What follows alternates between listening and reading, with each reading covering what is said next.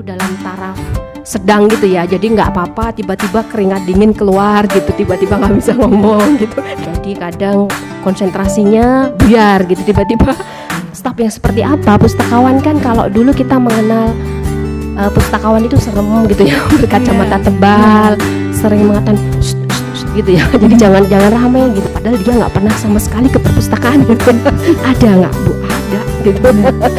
Serasa bahwa di perpustakaan itu milih daripada di kos, pilih di perpustakaan ya. Kalau dia membaca menggunakan gawai gitu ya, akan lelah juga mata, apalagi dia harus scroll gitu ya, harus di zoom. Library itu sebagai mitra melalui pustakawannya. Jangan melihat pustakawan itu sebagai monster yang menakutkan.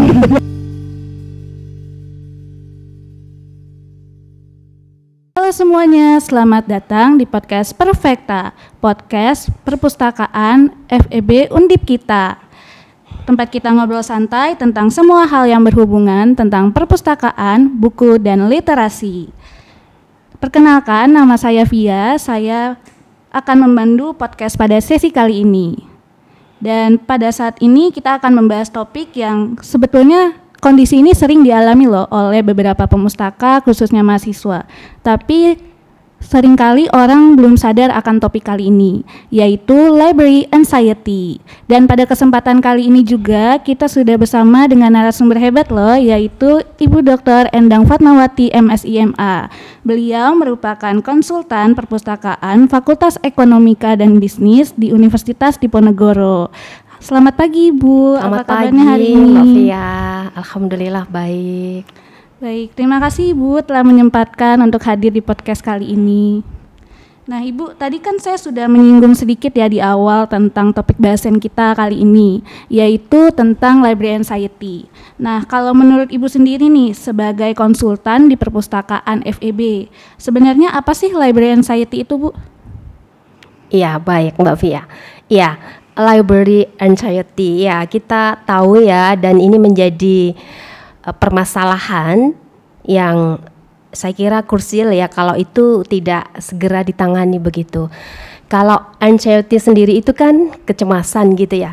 Kita tahu bahwa rasa cemas itu akan terjadi ketika gitu ya kita menemukan berbagai hal yang itu tidak sesuai dengan keinginan kita. Nah, bagaimana dalam konteks di perpustakaan gitu. Kalau secara nomina itu perilaku cemas secara umum gitu ya, kadang tanpa penyebab. Nah, kalau itu dibumikan, itu sudah menjadi sebuah adjektif. Jadi seperti cemas yang berlebihan begitu ya. Sehingga kalau bisa diklasifikasikan kita tuh masuk dalam kategori cemas yang mana gitu ya. Kadang apakah masih dalam taraf ringan gitu kan? Kita merasa tegang gitu saja ya. Atau kita sudah benar-benar merasa misalnya sudah aspek yang itu dalam taraf sedang gitu ya, jadi nggak apa-apa tiba-tiba keringat dingin keluar gitu, tiba-tiba nggak bisa ngomong gitu, tiba-tiba grogi gitu.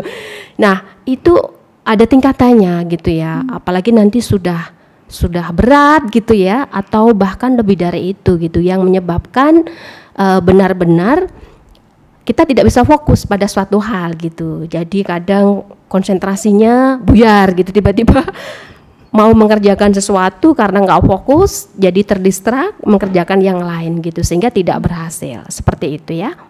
Oke. Ya, lalu kalau itu misalnya bagaimana kaitannya dengan user, kita harus batasi dulu ini ya Mbak Fia ya. Karena kalau bicara pemustaka dalam konteks di perpustakaan kita ya, di perguruan tinggi itu kan ada dosen, ada mahasiswa, ada juga tenaga kependidikan. Nah kalau untuk mahasiswa sendiri, nah kita fokus ke mahasiswa ya. Mahasiswa sendiri itu juga memiliki karakteristik yang berbeda ya. Misalnya kalau di FEB ini kan ada strata 1 gitu ya. Ada prodi akuntansi, ada prodi manajemen, ada prodi bisnis digital, ada prodi ekonomi, ada ekonomi Islam begitu. Kemudian ada S2, magister akuntansi, magister ilmu ekonomi, magister manajemen. Ada juga untuk pasca sarjana program studi doktor ilmu ekonomi ya. Ada juga pendidikan profesi akuntan. Nah, masing-masing karakteristik yang berbeda ini tentu juga akan membuat bagaimana seorang librarian itu bersikap gitu ya. Itu baru prodinya gitu, belum angkatannya. Kalau kita bicara mahasiswa S1 tentu tidak masalah ya, karena mereka paling 2 sampai 3 tahun bedanya, karena mereka kan masuk di S1 itu bisa fresh graduate benar dari SMA, atau mereka bisa 2 sampai 3 tahun ya sebelumnya gitu ya. Kalau untuk S2 S3 kan heterogen gitu, bisa jadi yang fresh graduate gitu campur juga dengan mereka yang sudah bekerja. Ada kelas pagi reguler, ada kelas sore gitu ya, malam, ada juga kelas weekend. Nah, ini tentu berbeda gitu. Begitu juga bagaimana dengan yang dari profesi gitu ya, karena mereka sudah lulus S1 bahkan S2 gitu ya, baru mengambil profesi akuntan begitu ya. Ya, jadi seharusnya perpustakaan itu kan merupakan tempat yang aman dan nyaman ya Bu untuk belajar dan mencari informasi. Tapi ternyata ada juga ya Bu kondisi di mana seorang merasa cemas saat datang ke perpustakaan. Iya betul ya. Mungkin Mbak Fia mengalami ya pengalaman pribadi. Nah Bu. Iya, itu disebabkan oleh apa saja gitu ya. Iya, bisa juga dari staffnya ya. Jadi ada hambatan, barrier staff gitu. Staff yang seperti apa? Pustakawan kan kalau dulu kita mengenal pustakawan itu serem gitu ya, berkacamata tebal, sering mengatakan gitu ya. Jadi jangan ramai gitu kan, jangan makan gitu. Nah, stereotip itu terkadang membekas juga gitu ya. Belum nampak ketika misalnya kita datang, kita sudah bertanya gitu sebagai user, kemudian pustakawannya acuh gitu, atau mereka menjawab tapi sambil mengerjakan sesuatu. Nah, itu kok nggak enak banget rasanya ya. Belum juga responsifnya gitu ya. Bertanya apa, dijawab apa, dijanjikan apa, dikasih jaminan nanti ya sudah jadi bisa diambil fotokopinya misalnya, ternyata belum. Nah, kesan-kesan itu yang terjadi pada staff, pada librarian itu juga akan membentuk sebagai hambatan. Ya, ada juga terkait dengan afektifnya gitu. Jadi hambatan yang perilaku, kan di perpustakaan itu banyak sekali sumber informasi yang dikelola ya oleh pustakawan, baik itu yang tercetak maupun terekam, baik itu yang berupa printed maupun non material yang berupa compact disc, berupa juga kalau sekarang ke repository ya. Iya betul. Jadi lokal konten di kelembagaan itu. Nah, seperti itu kan butuh yang namanya tutorial gitu ya.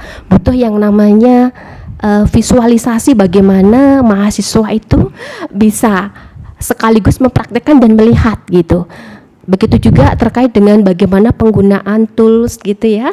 Iya, kalau sekarang kan trennya misalnya membuat systematic literature review gitu ya, SLR, itu bagaimana pustakawan di situ bisa membimbing gitu kan. Nah, itu kan butuh semua itu kan butuh sesuatu yang nampak ya dari perilaku afektifnya, itu juga menjadi hambatan gitu.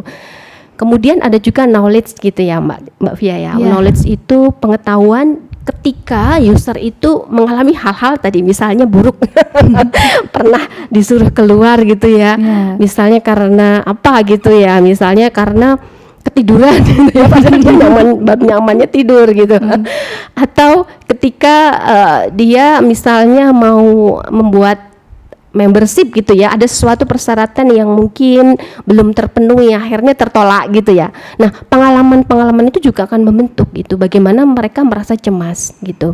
Nah, dalam hal ini knowledge itu dibentuk oleh pengalaman dari user di masa lalu gitu ya. Mahasiswa yang pernah merasa berkunjung ke perpustakaan, pernah merasa berinteraksi dengan pemustaka, pernah mencari informasi, itu pasti punya pengalaman gitu. Apakah itu berhasil atau enggak gitu ya, ataukah mahasiswa yang sama sekali nggak pernah. Jadi ketika bisa dibayangkan ketika mahasiswa mengurus bebas pustaka ketika mau wisuda, padahal dia nggak pernah sama sekali ke perpustakaan gitu. Ada nggak Bu? Ada gitu. Sehingga dia ketakutan, jangan-jangan nanti ditanya ini, jangan-jangan nanti bagaimana. Nah itu ya, itu bagi yang belum gitu. Nah ini menjadi hal yang menarik dan menjadi konsen bagi pustakawan juga untuk melakukan sebuah kajian, melihat bagaimana riset ya yang terkait dengan eksperimental gitu. Bagaimana sebelum mereka gitu ya menggunakan fasilitas, sebelum mereka datang, atau mereka sama sekali belum pernah tadi. Nah, itu hasilnya bagaimana gitu ya. Atau bisa jadi ketika diadakan sosialisasi gitu ya, atau user education, pendidikan pemakai kepada mereka, baik dari yang mulai tingkat dasar, tingkat menengah maupun advance gitu, sama yang sama sekali nggak pernah ikut. Nah ini juga hal yang menarik gitu. Nah, menjadi sebuah kajian bagi librarian juga menjadi PR gitu ya, untuk mengetahui bagaimana user yang pernah mengikuti dengan yang sama sekali tidak, bagaimana tingkat kecemasannya gitu. Nah ini ya, itu ya, baik itu ya. Jadi bisa jadi dari staff, dari afektif, dari knowledge gitu. Bisa juga terkait dengan comfortnya gitu, kenyamanan. Kenyamanan itu bisa berupa dari space-nya, ruangannya yang memang itu full AC. Kalau kita di sini alhamdulillah full AC ya. Alhamdulillah. Iya, jadi serasa bahwa di perpustakaan itu milih daripada di kos, pilih di perpustakaan. Iya, betul. Juga wifi-nya kenceng gitu. Nah, itu membuat nyaman gitu. Ya, tetapi ada juga hal yang terkait misalnya dengan kebijakan ya, dengan peraturan misalnya jam 12 harus keluar gitu. Ketika mau mendownload gitu ya, lagi asik-asiknya dapat ide celing gitu tuh jam 12 kurang 10 gitu ya. Dia berpikir kalau nanti download kira-kira sampai enggak ya. Itu cemas juga loh Mbak Fia ya, jangan katakan itu enggak cemas, iya nanti setengah jalan suruh keluar gitu. Iya gitu ya, itu peraturan gitu ya, kemudian hal-hal yang sifatnya itu membuat dia nggak nyaman itu juga mempengaruhi gitu ya. Di samping juga misalnya terkait dengan hal-hal yang membuat mereka merasa enjoy ya. Dulu ini pengalaman waktu saya studi, itu rumah kedua saya adalah di perpustakaan karena saya merasa comfort gitu. Jadi bisa dibayangkan ketika pagi berangkat, kemudian saya di UGM, kemudian karena di sana tidak kos, saya menunggu travel jemputan. Nah, saya kemana gitu? Saya di perpustakaan gitu. Kebetulan tidak ada jam istirahat gitu, sehingga ketika menunggu travel menjemput saya, kembalilah saya kembali ke Semarang, comeback lagi, dan itulah rumah kedua saya gitu. Saya bisa berada di perpustakaan, bisa mengerjakan tugas, bisa alhamdulillah ada juga fasilitas untuk sholat, fasilitas untuk kantin yang dekat gitu ya, tidak perlu keluar ruangan jauh gitu. Nah, itu membuat hal-hal yang membentuk pribadi yang tidak cemas. Makanya itu di sini ada dua sisi mata uang ya. Jadi bagaimana dari sisi kebutuhan usernya dan bagaimana perpustakaan pengelola itu mengakomodir kebutuhannya gitu. Iya. Dan yang terakhir itu Mbak Fia, yang ini menjadi generasi apa Z ya. Mbak Fia generasi apa ya? Z ya. Gen Z, betul ya. Nah, itu kan teknologi, barrier teknologi itu juga menjadi pemantik gitu ya. Apakah semua kan seperti itu? Enggak juga. Kan tadi user karakteristiknya bisa dari prodi tadi. Katakan kalau yang pasca sarjana itu pasti ada heterogenitas dari si usia, ya enggak? Iya betul. Nah, itu. Kalau yang sepuh, yang tua ya, sepuh itu bahasa Jawa itu, kalau dia membaca menggunakan gawai gitu ya, akan lelah juga mata. Apalagi dia harus scroll gitu ya, harus di zoom lagi gitu, baru di zoom karena jarinya terlalu tebal. Sehingga ketika touch di screen-nya itu ternyata malah lompat gitu, jadi malah nggak kebaca. Nah, itu mereka nggak nyaman juga gitu Mbak. Jadi mereka cemas juga, aduh ini perpustakaan mau digital semua, oke gitu ya, memenuhi generasi yang sekarang, tren sekarang modern gitu. Tetapi bagaimana kita memikirkan untuk yang user yang tadi dari karakteristik usia tadi ya. Tidak semua, saya yakin ya, tidak semua itu nyaman juga dengan digital gitu. Tapi lagi-lagi kita di teknologi, kalau kita tidak berenang dalam teknologi itu kita ketinggalan gitu. Artinya kalau perpustakaan tidak menjemput bola, memanfaatkan teknologi itu ya akhirnya akan ditinggal oleh usernya gitu. Ya seperti itu. Jadi ada 5 ya penyebab kira-kira yang menjadi hambatan ketika cemas itu terjadi gitu di perpustakaan. Gitu Mbak Fia ya. Iya. Lalu Bu, kira-kira seberapa umum sih Bu fenomena library anxiety ini bisa terjadi di perpustakaan? Karena kan kalau kita berbicara tentang perpustakaan, khususnya perpustakaan universitas, pasti ada kondisi kan Bu, di mana mahasiswa itu atau pemustaka itu harus datang ke perpustakaan, baik untuk mengerjakan tugas, mencari sumber referensi, misal untuk tugas akhir, atau ya sekedar menggunakan layanan bebas pustaka. Itu bagaimana ya Bu? Iya, bagaimana gitu ya. Iya. Nah, iya baik. Dari kita harus menjawab bagaimana itu, how itu harus dari pendekatan yang mana gitu ya. Kalau kita lihat dari sisi usernya, berarti kita harus mengenal kebutuhannya gitu. Nah, bagaimana kalau itu dari sisi pemustakanya untuk menghilangkan cemas itu? Ya, mau nggak mau harus dekat gitu. Jadikan library itu sebagai mitra melalui pustakawannya. Jangan melihat pustakawan itu sebagai monster yang menakutkan. Ya, tapi jadikan mitra gitu. Ya, di perpustakaan itu kan kaya akan sumber informasi. Jangan melihat sebagai sebuah gedung, sebagai penyimpanan buku, itu kuno ya. Itu perspektif yang kuno. Saat ini perpustakaan sudah berbenah, terutama di perpustakaan FEB ini sudah ke arah paperless gitu ya. Sehingga digital library itu menjadi fokus gitu. Nah, bagaimana user gitu ya, yang tadi misalnya kalau mau mengerjakan tugas di perpustakaan, bagaimana kalau misalnya mau mencari sumber informasi, kan ada primer gitu ya, ada sekunder, ada tersier gitu ya Mbak Fia ya. Ya, seperti itu kan butuh skill gitu ya. Bayangkan kita melihat call number ya. Kalau kita melihat call number itu, kalau mahasiswa Fakultas Ekonomika dan Bisnis mungkin asing melihat call number yang dengan nomor seperti itu. Betul. Nah, tapi bagaimana mahasiswa perpustakaan seperti Mbak Fia, itu kan familiar sekali. Nah, maka dari itu kalau misalnya bingung ya ditanyakan. Ya, confused. Jadi merasa bahwa ketakutan itu bisa diminimalisir dengan dia bertanya. Jadi no question is stupid. Jadi tidak ada pertanyaan itu yang bodoh gitu. Karena pada dasarnya mahasiswa itu, misalnya dia bertanya itu karena dia kurang informasinya. Jadi ada ASK di situ ya, anomalous state of knowledge, kekurangan informasi. Nah, itu diperlukan, makanya muncul need information dengan dia bertanya gitu. Ya, dia harus bertanya kepada library-nya gitu. Jangan menganggap bahwa perpustakaan itu sesuatu yang menjadi pelengkap saja, tapi memang sesuatu yang dibutuhkan. Kalau dia mahasiswa kan selain dia harus belajar sebagai mahasiswa, dia juga harus melakukan istilahnya pengabdian masyarakat gitu ya, seperti saat ini gitu kan, misalnya magang, kemudian dia KKN gitu ya. Nah, kalau bagaimana itu mengakomodir kebutuhan untuk pengajaran gitu. Nah, ini juga harus disesuaikan gitu, jangan sampai seperti itu menjadi pengganggu, penghambat gitu, sehingga mahasiswa menjadi jauh seperti itu ya Mbak ya. Iya, banyak sekali kegiatan di perpustakaan, di FEB ini yang bisa diikuti gitu kan. Ada pelatihan, ada webinar gitu ya, ada juga coaching gitu, ada juga klinik gitu yang nanti akan dikembangkan seperti Grammarly, Gerja Turnitin itu. Kenapa sih mahasiswa harus keluar ke warnet gitu ya? Padahal di perpustakaan itu ada gitu.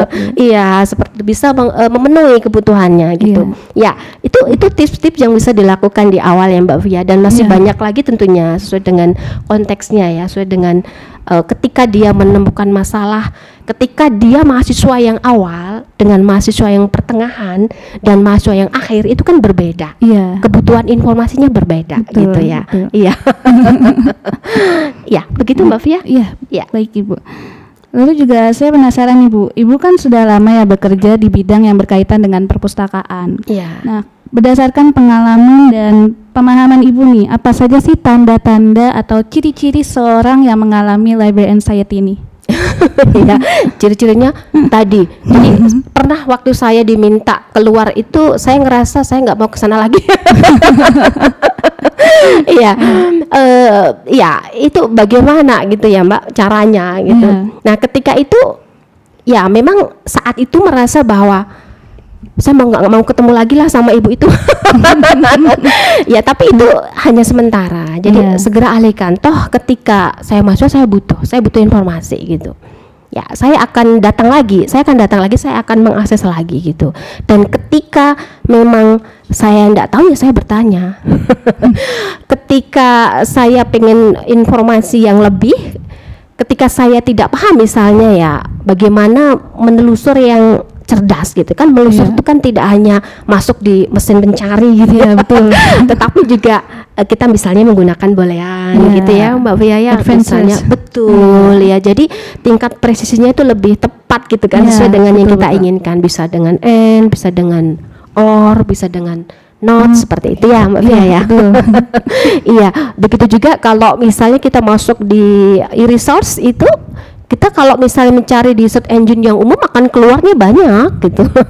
Tapi perlu dibatasi gitu ya. Misalnya dari sisi tahunnya ya, dari sisi jenis dokumennya, apakah itu buku, apakah itu artikel, apakah itu berupa skripsi, tesis, disertasi gitu ya. Juga topiknya yang penting gitu. Karena kita mencari informasi itu kan sesuai dengan topik ya. Dari kebutuhan kita di bidang apa. Kita mau mencarinya itu biar sesuai ya, kita harus menggunakan strategi penelusuran yang tepat agar hasil dari temu balik informasinya itu juga sesuai gitu ya, Mbak Fia ya? Iya betul. Iya betul, mantap ya. Mantap Ibu. Iya. Nah, kalau dari Ibu sendiri nih sebagai konsultan di perpustakaan FEB, bagaimana sih cara Ibu untuk membantu atau menghandle pemustaka yang terlihat bingung atau cemas saat berada di perpustakaan akibat label anxiety ini, Bu? Iya, ya kita lihat dulu ya, kalau yang nampak itu secara fisik, Mbak. Jadi kalau kecemasan itu yang nampak kan terlihat kalau dia kunjungan fisik ya. Kalau yang virtual kan tidak nampak. Ya sebetulnya ada kajian sendiri. Ketika mereka akses itu mereka di zona yang mana gitu ya. Apakah mereka muter-muter dulu itu secara riset ada sendiri ya kalau yang virtual. Gitu menggunakan searching gitu ya. Nah, tapi ini kalau yang nampak ketika fisik itu ya kelihatan dari gelagatnya ya, dari dia bingung itu kan kelihatan. Ya dideketi gitu ya. Kira-kira greetingnya yang awal, yang umum ya, ada yang bisa saya bantu, misalnya mencari apa Mas, mencari apa Bu gitu, mencari apa Pak gitu ya, mencari apa Dek gitu. Ya tergantung dia kira-kira seusia yang mana kita menempatkan gitu ya. Nah ini kita tanya dulu gitu. Nah kalau sudah terbangun chemistry, saya rasa nanti dia akan mengalir. Oh ternyata Mbak Fia ini ramah ya. Ternyata malah tanya ke saya cari apa gitu ya. Ya kita datangi dulu tanya gitu ya.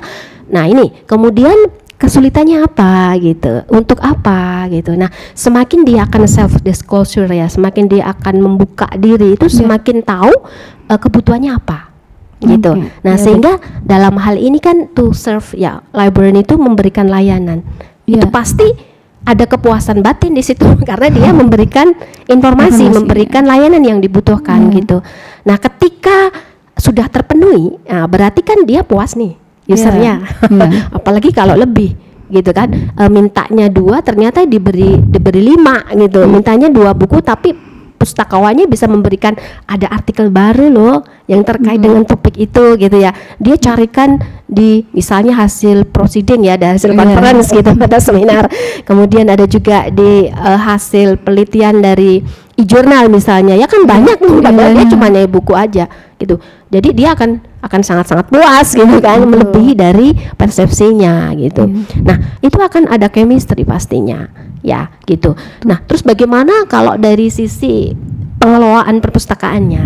Ya ciptakan untuk mengatasi hambatan tadi yang di awal tadi. Ya, misalnya karena kita melihat karakteristik user itu yang beragam, ada yang memang cerewet gitu ya, dalam arti tanda kutip dia tanya terus. Ada yang dia sungkan ya, ada yang dia memang introvert gitu. Jadi dia sudah merasa takut dulu gitu. Di awal itu dia terbangun bahwa kalau nanti saya tanya dikira saya nggak ngerti apa-apa. Kalau saya tanya nanti dikira saya nggak paham gitu ya. Underestimate, tidak percaya diri ya. Itu membuat dia jadi cemas juga sebetulnya, blok sendiri. Gitu. Nah, ini library-nya harus kreatif ya, inovatif, bagaimana membuat sign misalnya rambu gitu ya, membuat arah penunjuk misalnya ya, sehingga bisa dimediasi dengan tidak harus dengan conversation, tapi melalui media.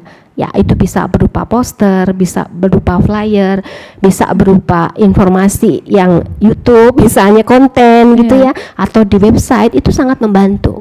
Ya, ini untuk memberikan pemahaman kepada mereka untuk tadi ya memenuhi kebutuhan yang knowledge tadi. Jadi dia bisa tidak harus bertanya gitu ya, tetapi dia bisa menggali informasi melalui informasi yang dikemas oleh perpustakaan gitu. Ya. Baik Ibu. Nah, Saya ada pertanyaan juga nih Bu, saya penasaran. Mungkin juga teman-teman yang sedang menonton video ini juga penasaran nih Bu. Kenapa sih masih banyak orang yang beranggapan bahwa perpustakaan itu merupakan tempat yang menyeramkan, tempat yang mengintimidasi? Apakah ada stigma dari orang-orang beranggapan bahwa perpustakaan itu hanya untuk orang yang pintar, orang yang suka baca buku, atau memang mungkin mereka merasa kurang suka dengan suasana perpustakaan Bu? Iya, baik. Kalau Mbak Via sendiri bagaimana merasa?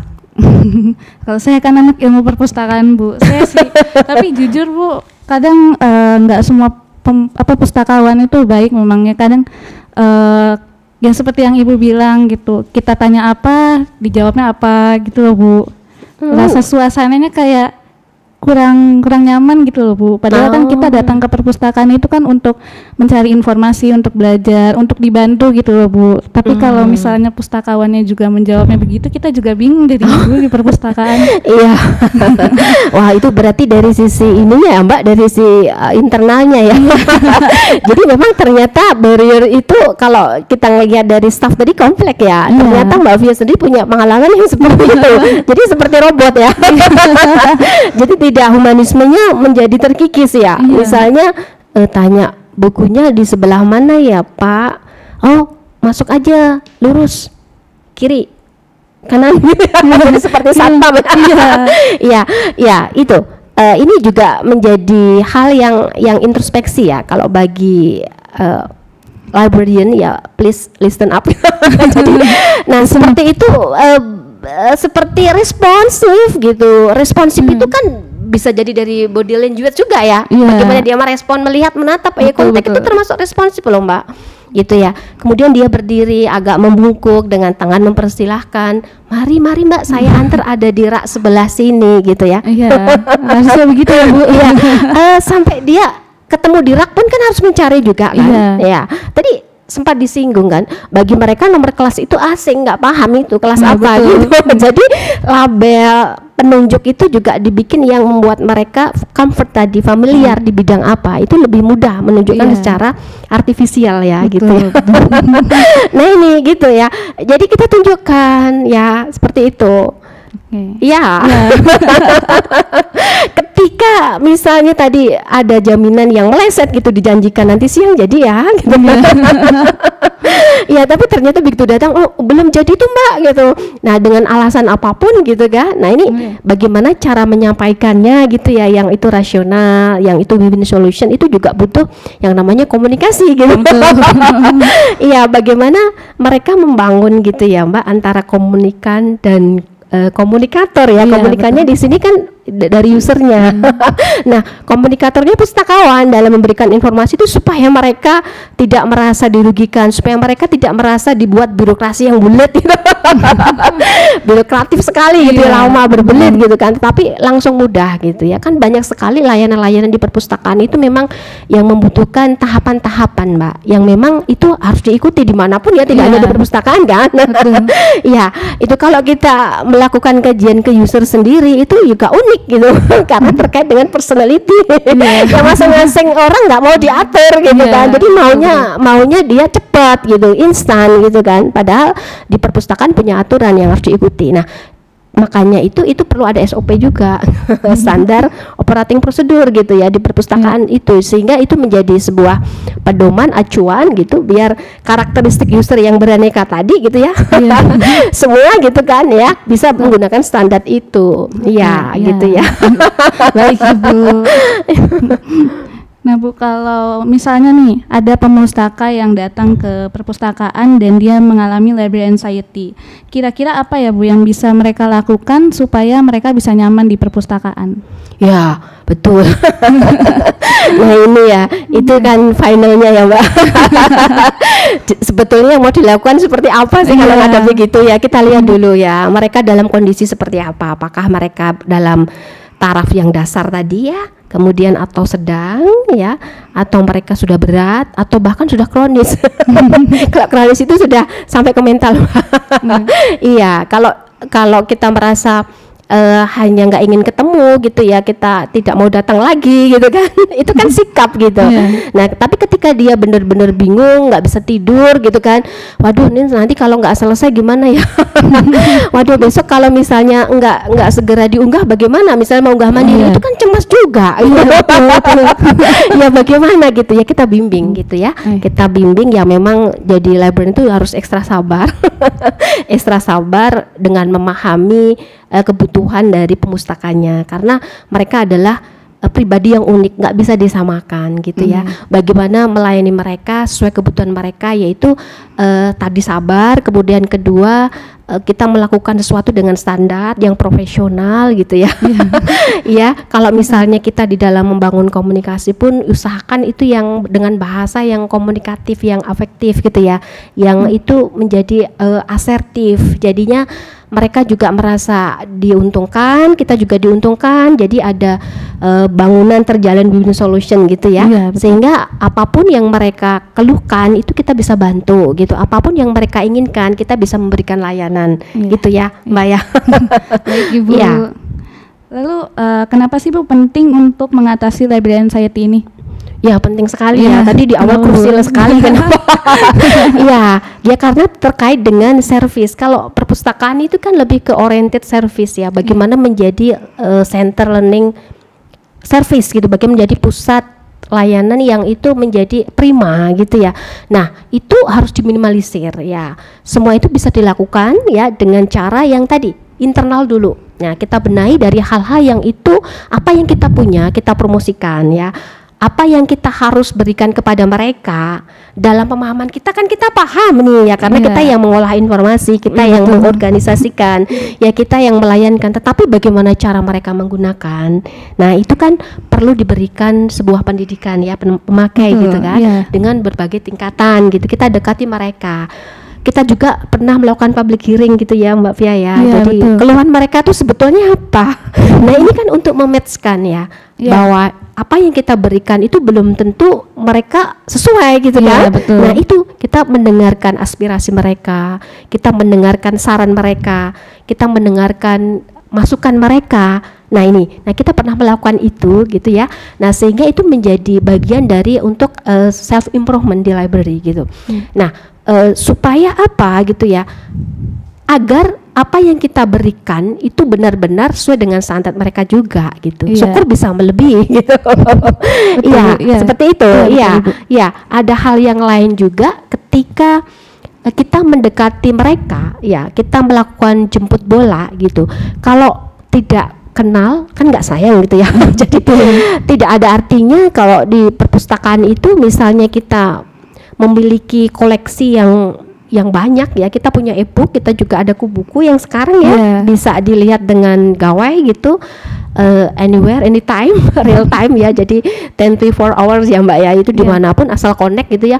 Itu juga membutuhkan beberapa hal yang itu supaya mereka nggak cemas gitu. Bahkan mereka itu aduh sekarang sudah digital semua, saya harus punya handphone, saya punya smartphone. Bagi mereka yang enggak punya bagaimana? Ya Bu, era sekarang semua punya. Belum tentu ya gitu kan, kondisinya juga beda-beda gitu. Kemudian ketika mereka ke perpustakaan itu dia cuma cari wifi karena apa, pulsanya kosong gitu. Itu cemas juga gitu kan. Bagaimana ketika dia harus mengakses informasi sementara nggak bisa connect gitu. Itu digital itu kan seperti itu ya. Makanya dia cari tempat yang comfort tadi. Ya, sediakanlah di wifi yang kenceng gitu di zona-zona di perpustakaan. Agar apa? Library space itu memang juga menjadi prioritas mereka. Daripada mereka harus ke kafe, saya ke perpustakaan aja gitu kan, karena sofa misalnya, karena ada minum gratis misalnya ya, karena saya bisa di sana sambil rebahan misalnya ya, karena ada lesehan gitu. Nah itu pertimbangan-pertimbangan itu yang menjadi mereka akhirnya memutuskan untuk memilih mereka ke perpustakaan, tidak move on ke yang lain. Ya seperti itu. Ya ada lagi banyak gitu ya, kalau kita melihat misalnya dari mereka yang berada di jauh. Kan yang namanya kunjungan itu kan tidak harus fisik tapi juga virtual gitu. Itu juga menjadi kalau mau dikembangkan ya secara umum dan bisa di breakdown lagi lebih rinci, itu banyak sekali gitu hal yang perlu dibenahi gitu ya, supaya library anxiety ini memang nggak ada. Kalau tak ada ya itu segera gitu ada problem solvernya gitu ya. Seperti itu Mbak Fia. Ya. Dan terakhir nih Bu, lalu bagaimana strategi dari perpustakaan FEB sendiri sih Bu untuk menjangkau mahasiswa yang mungkin jarang datang ke perpustakaan atau bahkan tidak pernah Bu datang ke perpustakaan karena library anxiety ini? Ya, bagaimana gitu ya. Baik ya. Ya, tadi contoh case-nya ketika mereka tahu perpustakaan, oh ada tuh di gedung situ. Ada sedih banget ya. Oh ada tuh, aduh gimana ini saya mau ngurus bebas pustaka padahal nggak pernah, nanti bagaimana ya gitu ya. Itu cemas juga ya. Nah bagaimana perpustakaan gitu ya, ya itu kita bikin sebuah prototipe ya, kita bikin sebuah pathfinder gitu ya, kita bikin sebuah kemasan informasi, kita bikin sebuah repackaging information gitu ya Mbak, sesuai dengan apa yang mereka dapatkan misalnya di dalam literatur tertentu ya, mereka riset tren terbaru apa gitu kan, sehingga itu menjadi menarik gitu. Oh ternyata perpustakaan itu bisa ya mencari tren riset terbaru ya, jadi mapping riset. Jadi kalau saya bingung nyari gap riset, ternyata di perpustakaan tuh ada layanan AI misalnya, artificial intelligence gitu, yang ternyata itu bisa membantu gitu untuk mapping riset, jadi tren riset yang terbaru yang di bidang saya itu kira-kira apa ya yang belum gitu. Jadi previous risetnya tidak masalah gitu. Jadi ketika mereka harus mencari novelty, penelitiannya menjadi menarik, dia akan ke perpustakaan pastinya gitu. Jadi inovasi Mbak, kreativitas dari library-nya itu memang kalau dikatakan bahwa pustakawan itu penjaga buku itu salah sekali ya. Iya betul itu. Itu salah sekali. Ya, tetapi sumber informasi, manager information itu adalah library-nya gitu. Bagaimana supaya informasi yang ada itu bisa dikelola, bisa sampai kepada user gitu ya, memenuhi kebutuhannya gitu ya. Nah, sehingga layanan di perpustakaan itu benar-benar excellent gitu. Wah. Iya, mantap ya Mbak ya. Hebat sekali Bu perpustakaan seperti itu ya. Iya. Oke. Oh ya Bu, ini kan kita sudah di penghujung podcast ya Bu. Nah, nggak terasa ya, kita sudah berapa menit tadi ya Mbak Fia ya. Nah, sebelum podcast ini berakhir Bu, mungkin Ibu bisa memberikan pesan khusus ke teman-teman yang mungkin sedang menonton video ini dan mungkin juga mengalami library anxiety Bu, supaya mereka semangat dan mau datang ke perpustakaan Bu. Oh gitu, baik ya, sebagai closing statement ya Mbak. Highlight-nya ya. Ya baik, rekan-rekan mahasiswa semua, kita tadi tidak terasa ya Mbak, sudah beberapa menit berlalu kita ngobrol tentang anxiety library gitu ya. Yang itu kita pasti memiliki experience ya, pas experience yang berbeda-beda. Nah, apapun itu, kalau itu buruk abaikan gitu ya. Nah, mulai sekarang bergegaslah gitu ya untuk ke perpustakaan beramai-ramai, memanfaatkan, mengoptimalkan sumber daya informasi yang ada di perpustakaan. Jangan takut kepada pustakawan. Jadikan pustakawan itu sebagai mitra. Mereka baik-baik semua. Gitu ya. Oke, begitu. Ya, salam literasi semuanya. Salam literasi. Oke, karena kita sudah berada di penghujung podcast, sekiranya itu tadi ya Bu obrolan kita tentang library anxiety. Terima kasih Bu Endang sudah menyempatkan waktunya dan memberikan insight yang sangat hebat untuk kita semua. Dan semoga informasi yang diberikan Bu Endang ini dapat bermanfaat untuk kita semua. Dan satu hal lagi perlu diingat teman-teman, untuk kalian yang memiliki rasa library anxiety, perlu diingat bahwa perpustakaan itu ada untuk mendukung kalian, bukan untuk membuat kalian merasa canggung ataupun cemas. Jadi jangan ragu ya untuk datang ke perpustakaan dan menggunakan layanan dan fasilitas yang disediakan oleh perpustakaan. Jadi sekian untuk podcast Perfekta kali ini. Terima kasih telah menonton podcast Perfekta. Sampai jumpa di episode selanjutnya. Assalamualaikum warahmatullahi wabarakatuh.